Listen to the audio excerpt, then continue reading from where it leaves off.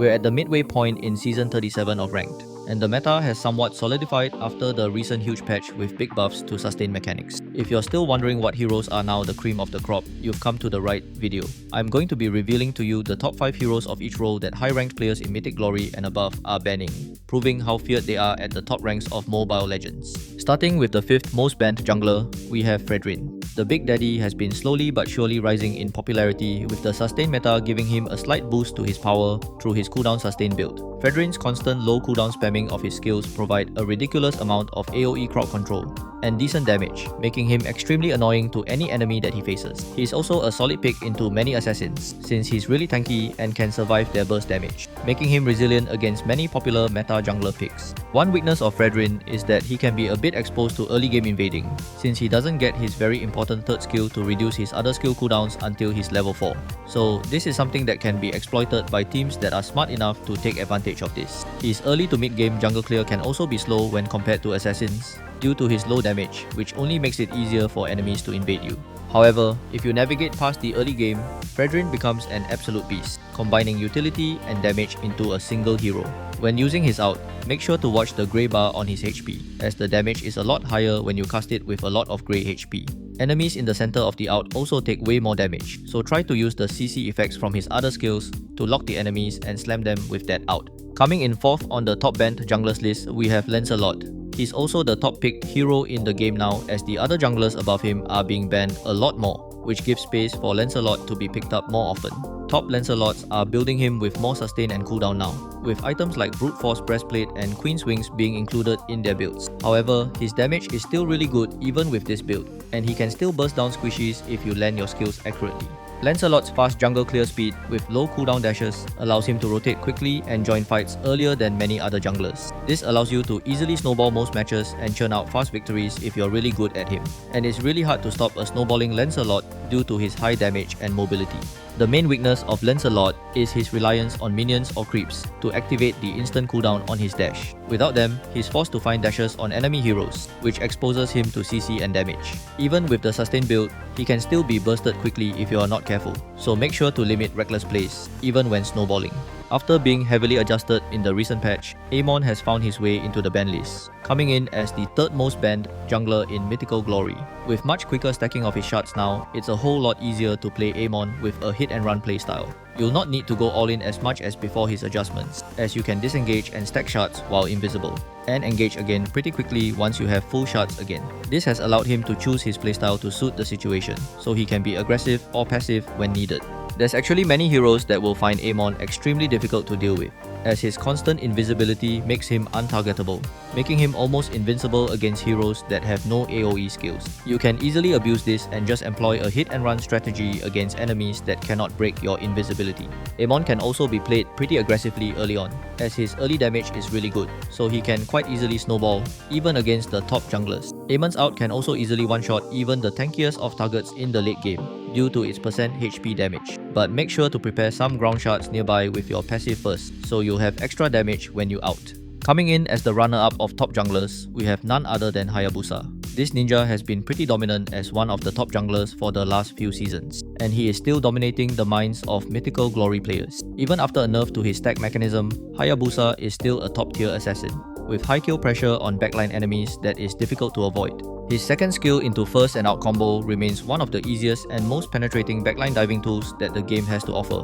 with very little room to be punished as long as you start from a good position. Most squishies in the game will not survive a well-executed combo, as long as you're farming well and are not too behind in economy. The main thing you need to be wary of is dragging the game for too long, as Hayabusa's effectiveness wears off in the late game, when enemies become more tanky or can build items like Wind of Nature and Winter Crown to counter his combo. He's also not as effective when enemies start to group up, as his out damage gets spread out into a crowd instead of focused on a target. So try to snowball and end games as quickly as possible when playing Hayabusa. And now onto our top jungler this mid-season. It's the recently adjusted YSS. In the past seasons, I've always had my doubts about this hero, but I've been convinced following his changes that he deserves a top spot at this point in time.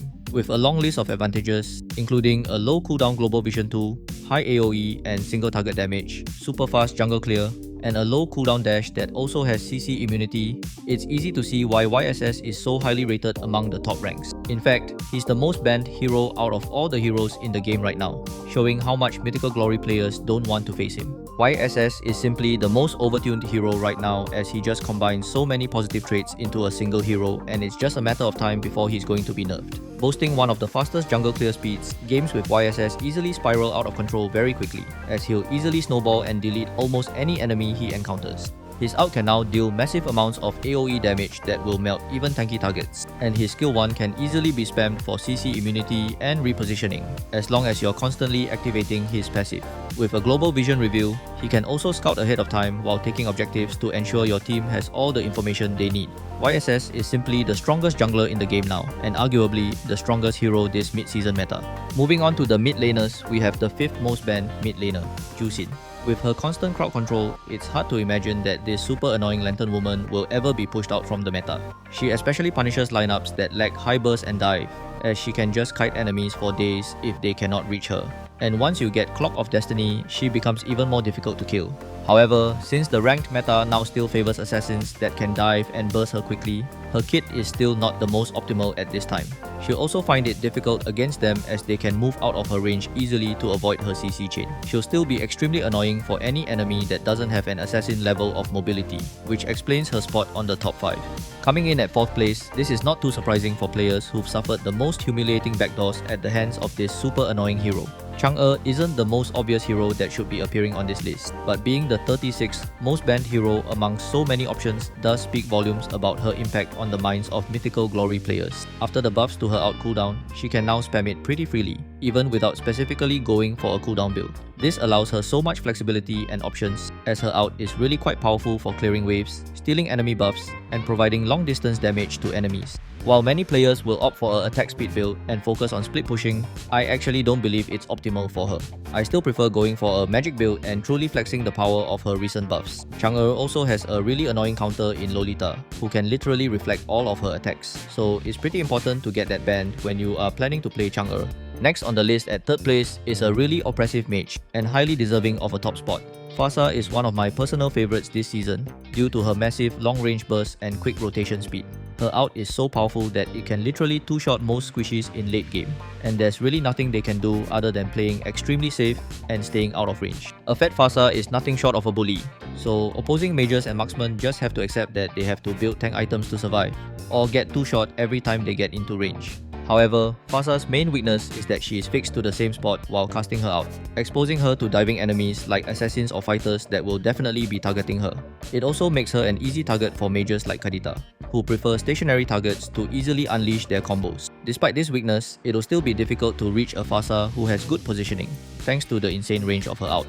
Now onto the runner-up of top mages in the meta, we have the newest hero that just arrived in the game, Zetian. With excellent early game damage and range from her first and second skills, she's great in the early to mid game for pressuring enemies from a safe distance. But it's her ult that really stands out, which offers a global vision reveal, stun, and nuke, making it one of the most OP ults in the game thus far.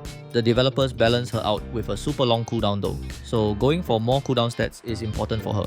Zetian also has a powerful protection passive that works really well against divers, and she'll push back any enemy that comes close. This works really well, especially against assassins that need to get close. However, there are certain heroes that can easily break that shield, such as clones from Sun, Popo's dog, or even just Yuzhong flying to her in his dragon form. Despite that, the mere threat of her out at a crucial teamfight securing multiple stuns and nuking enemies makes Zetian a huge threat in the current metagame. And finally, we arrive at the top banned mid laner in this mid-season meta, and it's none other than the super annoying Kimi.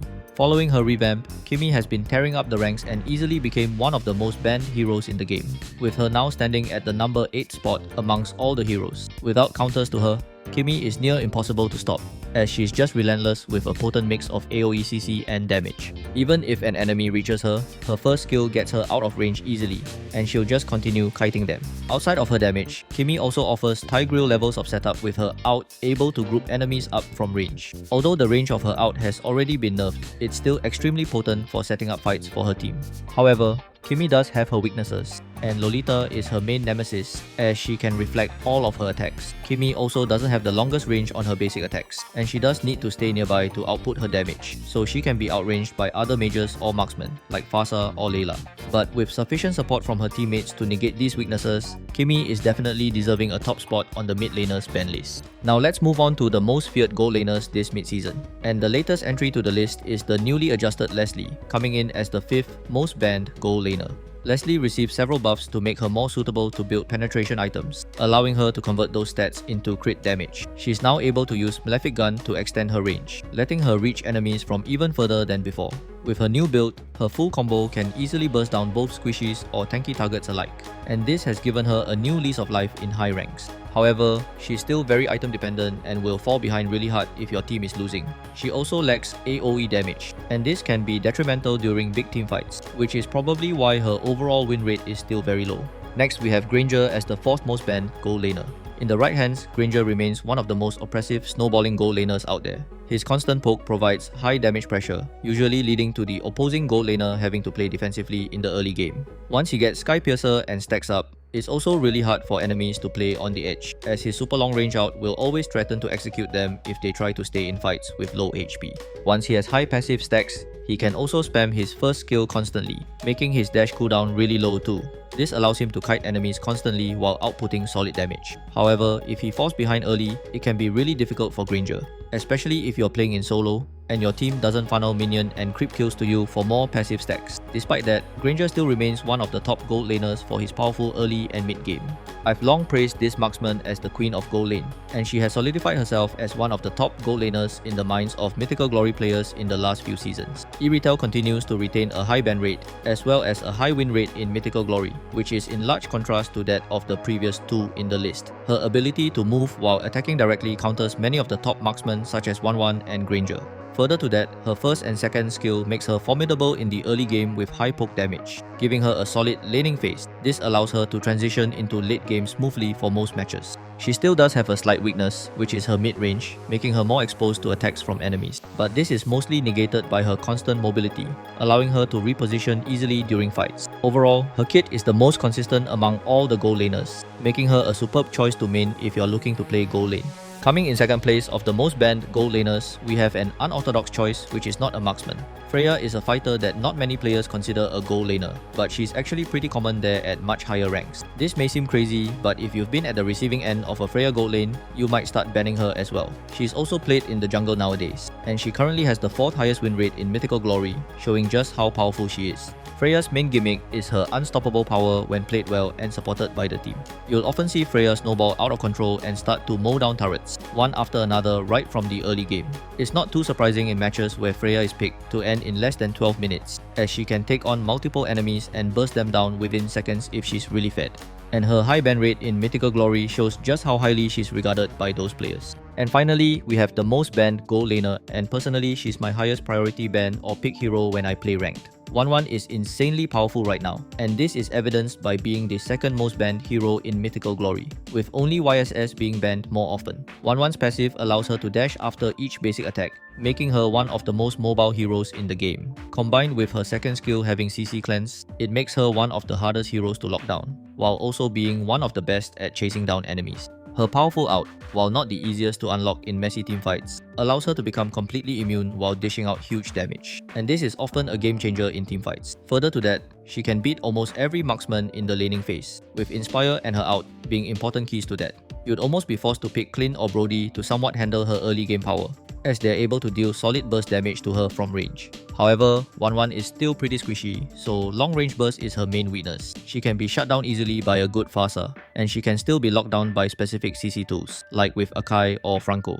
But she'll still be my top priority ban or pick, since I'm playing solo most of the time and I can never rely on my teammates to know how to counter her. Now onto the EXP laners. The metagame in this role has shifted dramatically this season following the latest patch, with sustain buffed greatly. And so it's no surprise that Yuzhong is now the 5th most banned EXP laner in Mythical Glory this mid-season. With the buffs, Yuzhong can now sustain a lot better and win more 1v1s with his powerful Sha Residue passive. His high impact out that transforms him into a dragon allows him to dive into enemy backlines at will, making him extremely dangerous to any squishy enemies. With his Petrify combo, he can solo delete any squishy, even in the late game. Not only that, he's also pretty strong in the laning phase, being able to dominate even the top EXP laners right now, and so he's definitely deserving of a spot in the top 5.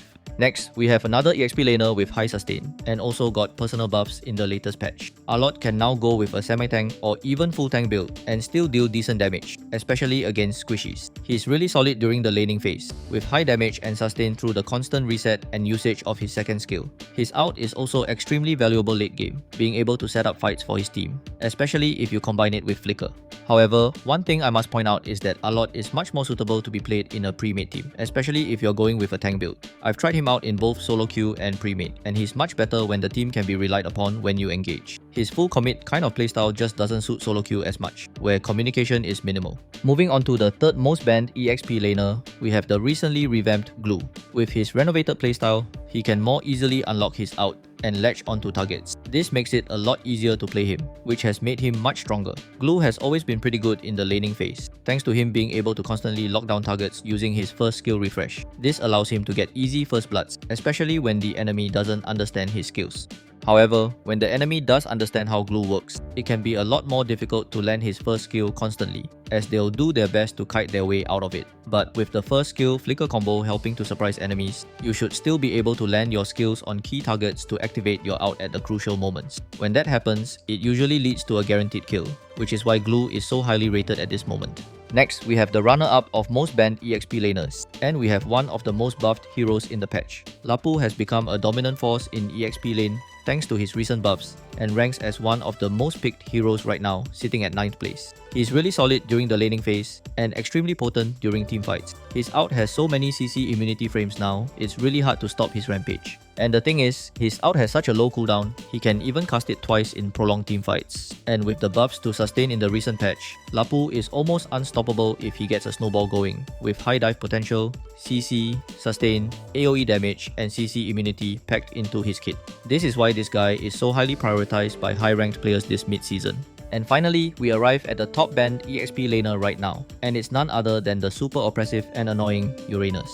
Being one of the craziest sustain heroes in the game, it's obvious that Uranus will become super strong following the sustain buffs. Once he gets a couple of levels and items, it's extremely difficult to stop his rampage without anti-heal items like Glowing One or Sea Halberd. Even sending 2 or 3 players might not even be enough to kill him off, especially if Uranus starts snowballing and gets a level and gold lead. When played correctly, he'll put an extreme amount of pressure onto almost every lane, causing the entire match to become a matter of trying to stop this monster. However, he still does have his counters with high power true damage, such as Carry and Alpha, or with strong anti-heal from Baxia. That said, Carry and Alpha both require time to farm up, and they'll also need the help of anti-heal items in order to stop him. This is why Uranus has become one of the most feared picks in the current metagame, especially in higher ranks. And now, onto the final role, we have the 5th most banned roamer, Badang. He's definitely one of the most irritating roamers with his barrage of mini stuns, knockbacks, and slows. He can also deal solid damage, even with a full tank build, and can combo down squishy enemies if they get trapped by him.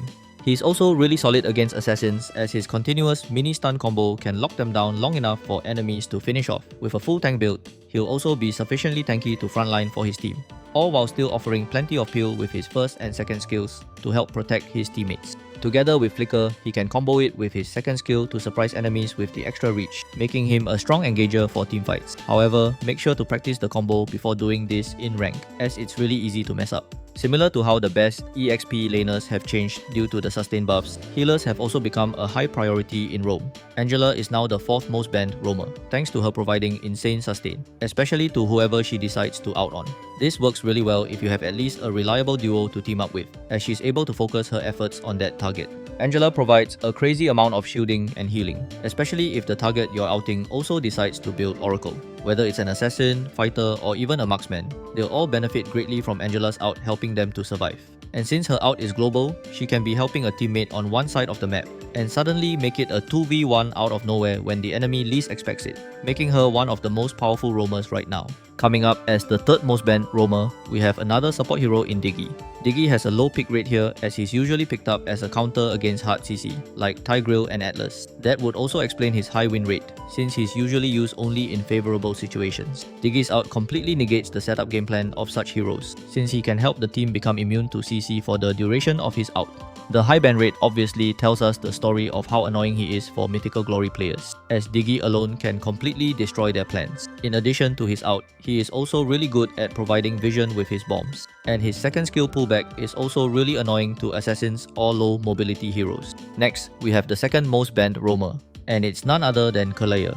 After receiving a couple rounds of nerfs, she has finally fallen a little on the ban priority, but still ranks really high, sitting at 6th among all heroes. Everything about her still applies, just a little less due to the nerfs. She's still great at locking down a single target, forcing enemies to pick up Purify to counter her. And she can still provide solid healing through her passive, allowing her to benefit from the sustained buffs. Overall, Kalaya is still fantastic despite the nerfs, with good CC, damage, and healing, and she's still one of the most feared roamers. Similar to how Angela is so popular now, our top banned roamer also provides significant healing.